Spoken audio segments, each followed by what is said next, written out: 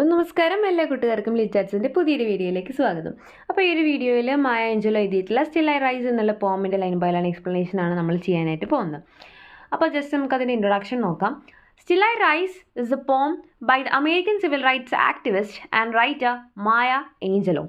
മായ Angelo എന്ന് പറയുന്നത് തന്നെ അമേരിക്കൻ സിവിൽ റൈറ്റ്സ് ആക്ടിവിസ്റ്റും അതേപോലെ തന്നെ റൈറ്ററൊക്കെ ആയിട്ടുള്ളൊരു ഫേമസ് പേഴ്സണാലിറ്റിയാണ്. അപ്പോൾ നിങ്ങൾ കേട്ടിട്ടുണ്ടായിരിക്കും അവരുടെ പോംസൊക്കെ നമ്മൾ സ്കൂളിലൊക്കെ പഠിച്ചിട്ടുള്ളതാണ്. അപ്പോൾ പഠിച്ചിട്ടില്ല എന്നുണ്ടെങ്കിലും ജസ്റ്റ് നിങ്ങൾ പേരെങ്കിലും കേൾക്കാൻ ചാൻസസ് ഉണ്ട്. One of Angelou's most acclaimed works, the poem was published in Angelou's third poetry collection and Still I Rise in 1978. Broadly speaking, the poem is an assertion of the dignity and resilience of marginalized people in the face of oppression. അപ്പോൾ നമുക്കറിയാം പലതരത്തിൽ ഇപ്പോൾ റേസിൻ്റെ ആയിക്കോട്ടെ, അതേപോലെ തന്നെ എന്താ പറയുക, economically ആയിക്കോട്ടെ, അങ്ങനെ പലതരത്തിൽ ആളുകൾ എന്ത് ചെയ്യപ്പെടുന്നുണ്ട്, ഒപ്രസ് ചെയ്യപ്പെടുന്നത്, അതായത് രണ്ടാക്കിയിട്ടോ മൂന്നാക്കിയിട്ടൊക്കെ വിഭജിക്കപ്പെടുന്നുണ്ട്. അതിൽ തന്നെ ഏറ്റവും താഴ്ന്ന വിഭാഗത്തിൽ നിൽക്കുന്ന ആളുകൾക്ക് ഏറ്റവും കൂടുതൽ കേസുകൾ നമുക്കറിയാം ജാതി വർണ്ണ വിവേചനം ബേസ് ചെയ്തിട്ട് തന്നെയാണ്.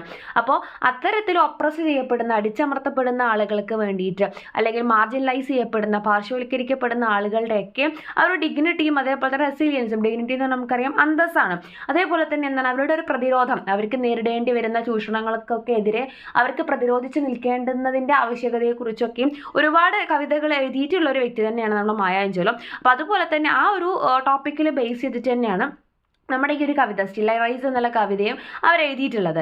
Because Angelou often wrote about blackness and black womanhood. അപ്പോൾ അവർ ഒരുപാട് വർക്ക്സിൽ അവർ എഴുതിയിട്ടുണ്ട് ബ്ലാക്ക്നെസ്, ആ ഒരു ബ്ലാക്ക് പീപ്പിളിനെ കുറിച്ച്, അവരുടെ ഇമോഷൻസിനെ കുറിച്ച്, അവർ ഫേസ് ചെയ്തിട്ടുള്ള പ്രശ്നങ്ങളെക്കുറിച്ച് ഒക്കെ ഒത്തിരി വർക്ക്സ് എഴുതിയിട്ടുള്ള ഒരു വ്യക്തിയാണ്. അതേപോലെ തന്നെ ബ്ലാക്ക് വുമൺഹുഡ്, ആ ഒരു ബ്ലാക്ക് വിഭാഗത്തിൽ പെട്ടിട്ടുള്ള സ്ത്രീകൾ അനുഭവിക്കുന്ന ചൂഷണങ്ങളെക്കുറിച്ചൊക്കെ ഒത്തിരി കാര്യങ്ങൾ എഴുതിയിട്ടുള്ള അല്ലെങ്കിൽ സമൂഹത്തിലേക്ക് കൊണ്ടുവന്നിട്ടുള്ള ഒരു വ്യക്തിയാണ്.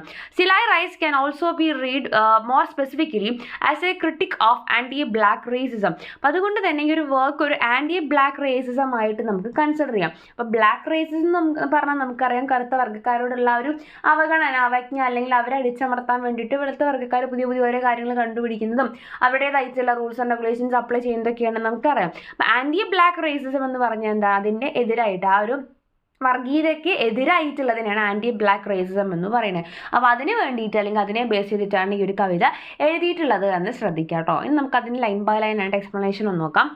Still I rise. അപ്പോൾ ടൈറ്റിലുകൊണ്ട് എന്താ ഉദ്ദേശിക്കുന്നത്, സ്റ്റിൽ ഐ റൈസ് എന്ന് പറയുന്നത്, റൈസ് എന്ന് പറഞ്ഞാൽ ഉയർന്നു വരിക എന്ന് പറയില്ലേ.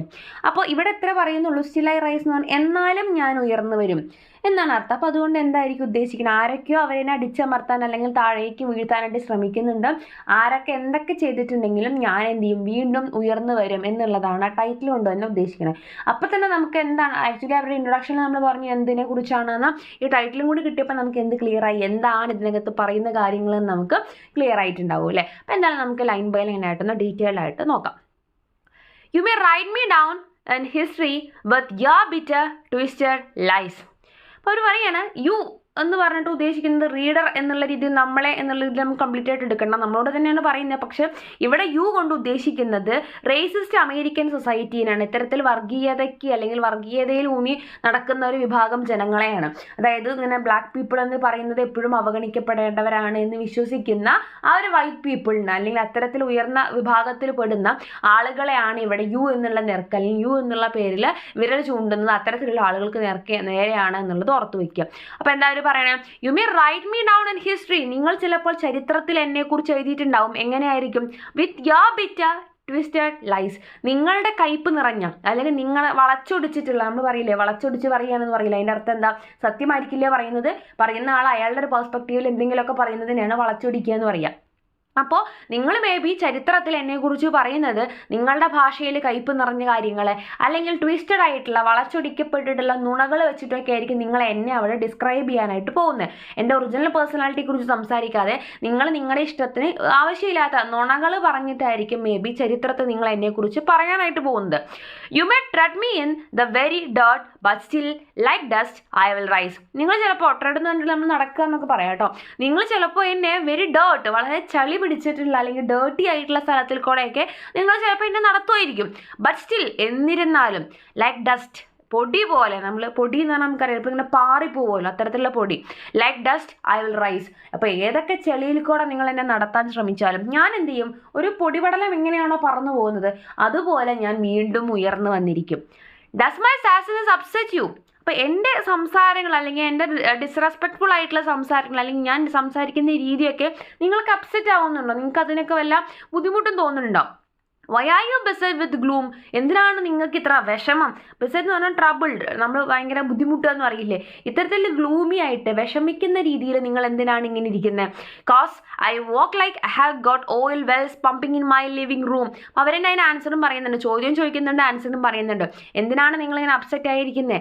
എന്തിനാണ് നിങ്ങളിങ്ങനെ വിഷമിച്ചിരിക്കുന്നത്? അപ്പം അതിൻ്റെ കാരണം ഞാൻ തന്നെ പറയാം. എന്താണ്, എൻ്റെ നടത്തം കണ്ടിട്ടുണ്ടെങ്കിൽ എന്ത് തോന്നും? എനിക്ക് സ്വന്തമായിട്ട് എണ്ണക്കിണറുകൾ ഉള്ളതുപോലെ, അല്ലെങ്കിൽ അത്രയും ഗംഭീരമായിട്ട് അത്രയും തല ഉയർത്തിപ്പിടിച്ചിട്ടാണ് ഞാൻ നടക്കുന്നത്. എൻ്റെ ലിവിംഗ് റൂമിൽ എനിക്ക് സ്വന്തമായിട്ട് ഓയിൽ വെൽസ്, അതായത് എണ്ണക്കിണറുകൾ ഉണ്ടെന്ന് തോന്നും എൻ്റെ നടത്തം കണ്ടിട്ടുണ്ടെങ്കിൽ.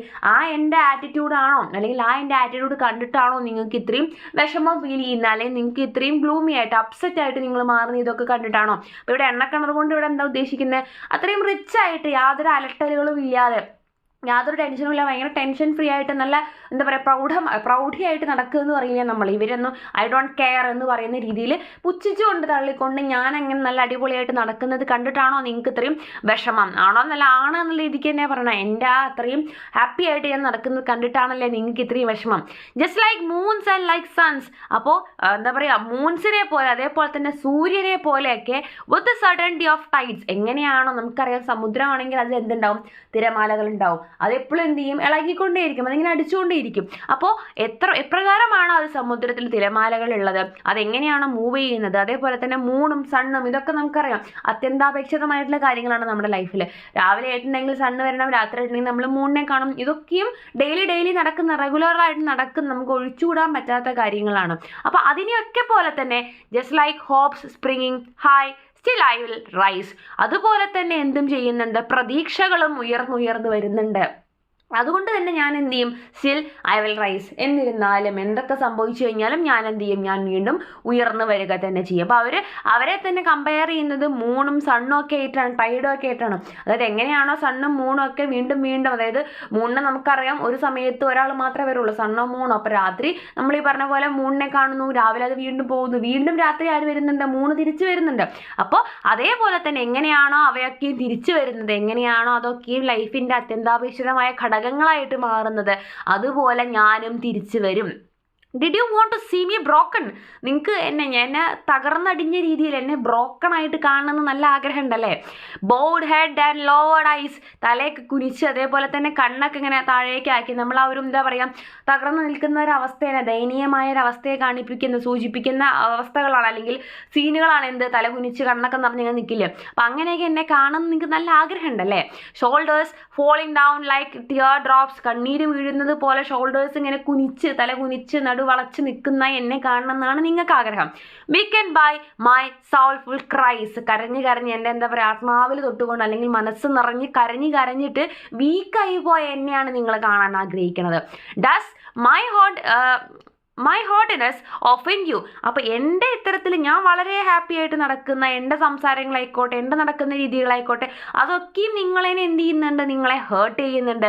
Don't you take it awful hard because I laugh like I have got gold mines. അപ്പോൾ എനിക്കറിയാം ഇത് നിങ്ങൾക്ക് ഭയങ്കര ഹാർഡായിട്ട് ഫീൽ ചെയ്യുന്നുണ്ട് ഈ കാര്യങ്ങളൊക്കെ. അപ്പോൾ കാരണം എന്താ, നിങ്ങൾക്ക് ഇങ്ങനെ ഫീൽ ചെയ്യാൻ അല്ലെങ്കിൽ നിങ്ങൾക്ക് ഭയങ്കര നിങ്ങളെ ഒഫൻഡ് ചെയ്ത പോലെ, ഹേർട്ട് ചെയ്ത പോലെയൊക്കെ തോന്നുന്നുണ്ടെങ്കിൽ അതിന് കാരണം എനിക്കറിയാം. Because I laugh like I have got gold mines.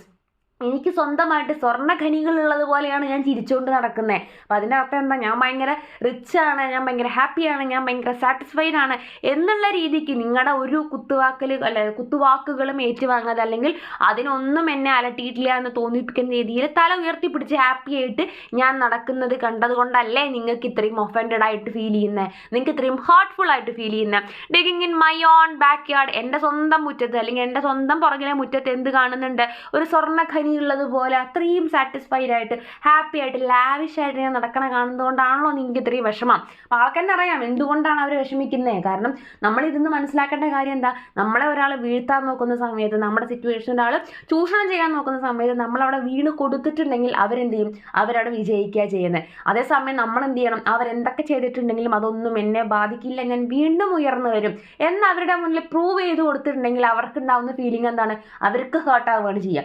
നമുക്ക് ഹേർട്ടായിട്ടില്ല, നമ്മൾ അവിടെ എന്ത് ചെയ്യണം, എനിക്കതൊന്നും എന്നെ ബാധിച്ചിട്ടില്ല എന്ന് നമ്മൾ പ്രൂവ് ചെയ്തിട്ടുണ്ടെങ്കിൽ തിരിച്ച് അതേ എന്താണോ നമുക്ക് ഫീൽ ചെയ്യണം എന്ന് അവരാഗ്രഹിച്ചത് അതേ ഹേർട്ട്ഫുൾനെസ് അല്ലെങ്കിൽ അതേ വിഷമം അല്ലെങ്കിൽ അതേ ഹാർട്ട് ബ്രേക്കർ ആയിട്ടുള്ള അല്ലെങ്കിൽ ഹാർട്ട് ബ്രോക്ക് ആയിട്ടുള്ള ആ സിറ്റുവേഷൻ അവർക്ക് ഫീൽ ചെയ്യാണ് ചെയ്യുന്നത്.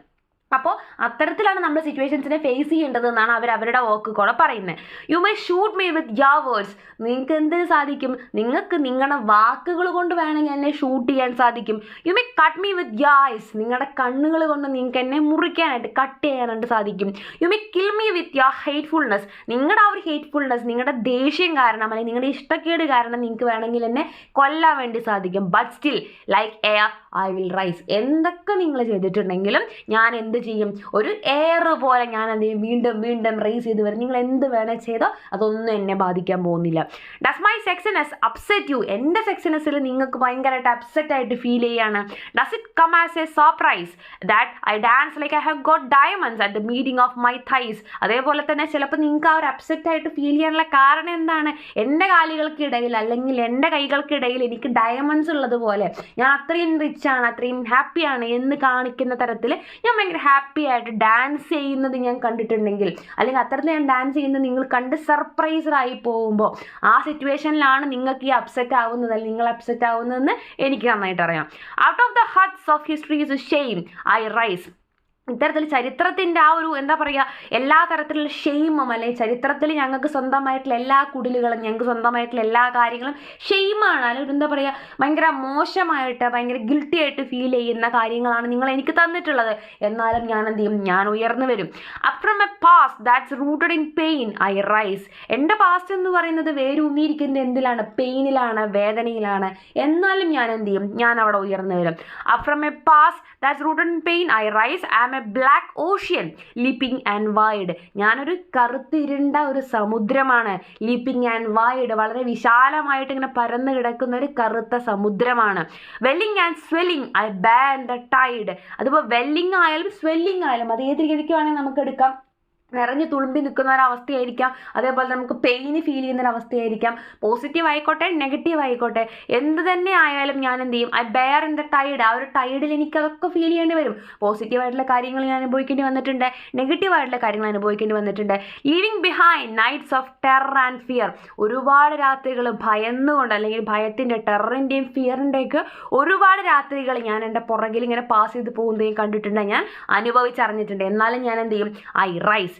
Into a daybreak that's wondrously clear I rise. ഒരു ഡേ ബ്രേക്കിലേക്ക് പോകുന്ന സമയത്ത് അവിടെ എന്തായിരിക്കും, മേ ബി തലേ ദിവസം ഇരുണ്ട രാത്രി ആയിരിക്കാം, വിഷമിച്ച രാത്രി ആയിരിക്കാം. അത് വീണ്ടും എന്തായിട്ടുണ്ടാവും, വണ്ടർസ്ലി ക്ലിയർ. വീണ്ടും അതൊക്കെ ക്ലിയർ ആയി വന്നോളും. Brightening the gifts that my ancestors gave. എൻ്റെ കയ്യിൽ എന്തുണ്ട്, bringing the gifts that my ancestors gave. എൻ്റെ കയ്യിൽ എന്തുണ്ട്, എൻ്റെ ആൻസസ്റ്റേഴ്സ്, എൻ്റെ പൂർവികർ എനിക്ക് തന്നിട്ടുള്ള ഗിഫ്റ്റുകൾ എൻ്റെ കയ്യിലുണ്ട്. I am the dream and the hopes of the slave.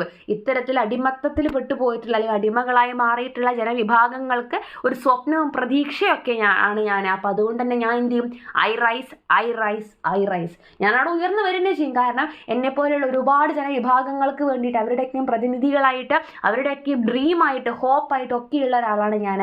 അതുകൊണ്ട് തന്നെ നിങ്ങളതിനെ എന്തൊക്കെ ചെയ്താലും എന്തൊക്കെ പറഞ്ഞാലും ഞാൻ അവിടെ ഒന്നും വീഴാൻ പോകുന്നില്ല. ഞാൻ അവിടേക്കും റൈസ് ചെയ്തുകൊണ്ട് തന്നെ ആയിരിക്കും. അപ്പോൾ ഇത് വളരെ ബ്യൂട്ടിഫുൾ ആയിട്ടുള്ളൊരു കവിതയാണ്. അപ്പോൾ അത് റേസിസം എന്നുള്ള രീതിയിലാണ് അവർ എഴുതിയിട്ടുള്ളതെന്നുണ്ടെങ്കിൽ നമുക്ക് ഓരോരുത്തർക്കും നമ്മുടെ പേഴ്സണൽ ലൈഫിൽ അപ്ലൈ ചെയ്യാൻ പറ്റുന്ന ഒരു കവിത തന്നെയാണ്. അതിൻ്റെ ഒരു എലമെൻസും തീംസും ഒക്കെ അത്രയും പവർഫുൾ ആണെന്നുള്ള കാര്യം മനസ്സിലാക്കുക കേട്ടോ. അപ്പോൾ ഇത്രയാണ് എൻ്റെ പോമിൽ പറയാനുള്ളൂ. താങ്ക്